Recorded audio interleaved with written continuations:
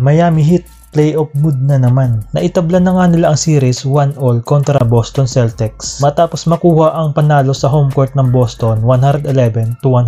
Kahit na wala ang star player nila sa team na si Jimmy Butler. Nakuha pa nga ng Miami ang franchise record matapos makapagtala ng 23 3-pointers na may 53.5% o may 23 out of 43 beyond the arc at may 49.3% overall field goal. Top scorer nga sa Miami si Tyler Hero na may 24 points, 6 out of 11 shooting beyond the arc at may kasama pang 14 assists. Dahil dito ay napuri nga ito ni Coach Po lalo na sa naging playmaking at pagiging leader niya sa loob ng court. Sa naging interview nga sa kanya after the game, sinabi niya na bago daw ang game 2 ay nag-text sa kanya si Jimmy Butler kung saan ay sinabi nito sa kanya na kailangan niya i-lead ang team upang makuha ang panalo. Bumawi din siya sa hindi naging magandang laro niya last game matapos silang matalo ng 20 points sa game 1. Naging maalat nga ang naging shooting niya noon. Umiscore lang siya ng 11 points na may 4 out of 13 shooting from the field. Isa din sa mga naging X-factor sa panalo ng Miami ay si Caleb Martin. Every time nga na nahawakan ni Martin ang bola ay binubu siya ng home team crowd. Kung matatandaan, last year ay si Martin ang naging X-factor ng Miami sa series nila kontra sa Boston sa Eastern Conference Finals kung saan nanalo sila. Umiscore nga siya ng 21 points, 5 doon ay mula sa 3. Meron nga siya isang crucial 3 within 3 minutes sa fourth quarter kung saan nasa momentum ang Boston.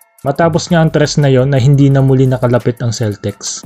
Double-double naman kay Bam Adebayo. 21 points at 10 rebounds. 9 of 13 shooting from the field. Magagandang fadeaway jump shot ang binitawan ni Adebayo. Over 7'3" Kristaps Porzingis. All-starter ng Miami ay in double figures sa scoring. Ang laking tulong din ng dalawang rookie, Jaime Jaquez at Nikola Jovic with 24 points combined. At maganda din ang naging shooting nila beyond the arc na talagang nagpahirap din sa depensa ng Celtics. Kahit na hindi nakakapaglaro dahil sa kanyang injury, nakuha pa rin ni Butler na makapag-trash talk sa kalaban. Makikita nga sa Instagram post niya kung saan pinalitan niya ng mukhaan niya ang picture ni Jaylen Brown at ang caption ay "Don't let us get one". Matatandaan ito ang naging komento ni Brown nung nakaraang taon matapos silang ma-3-0 ng Miami sa Eastern Conference Finals. Para sa Boston, top scorer naman si Jaylen Brown na may 33 points at 8 rebounds. Jason Tatum na may 28 points. 14 points dito ay nung first quarter kung saan naging highlight doon ng alley-oop pass sa kanya ni Brown galing sa pass break. Meron naman 14 points Derek White. Combined 15 points lang din ang naiambag ni Porzingis at Holiday na may 5 of 21 shooting from the field. Off night nga dito ang dalawa lalo na si KP na may 1 out of 10 shooting from the field. Wala din halos nakuwang suporta sa scoring off the bench sina Hauser, Horford at Pritchard.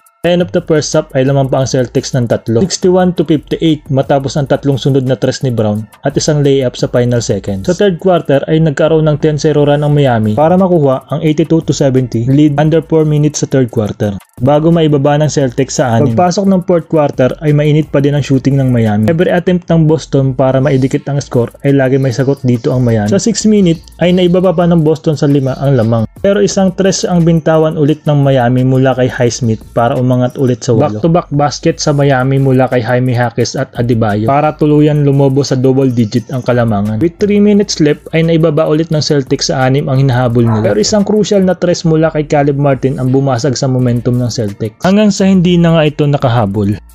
May 14 seconds ng natitirang oras ay lamang pa din ng Miami. Makikitang nag-uuwian agad ng fans ng home team. Makikita sa mga mukha ng fans ang disappointment sa pagkatalo ng kanilang team. Ang Game 3 at Game 4 ay gaganapin na sa home court ng Miami kung saan susubukan ng Celtics na makabawi at mabawi ang home court advantage nila.